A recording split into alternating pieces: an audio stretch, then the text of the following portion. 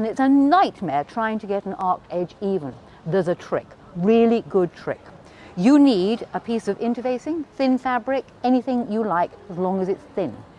Lay the piece of interfacing or the thin fabric on top of the right side of the petal pattern, pin it on, turn it over, and sew all the way round the arced edge using a 1/4 of an inch seam allowance, right the way round the entire caboodle. And you probably can't see that there because I did it in a cream thread.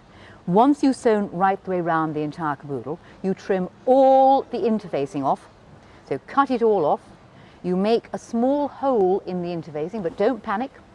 You then turn the work through the small hole, and if I turn this back you can see, so there it was, turned through the hole, poke the corners out, there we are, and this will, when you've pressed it, beautifully turn the edges over for you on the arced sides, and it makes a really neat, easy to apply petal pattern.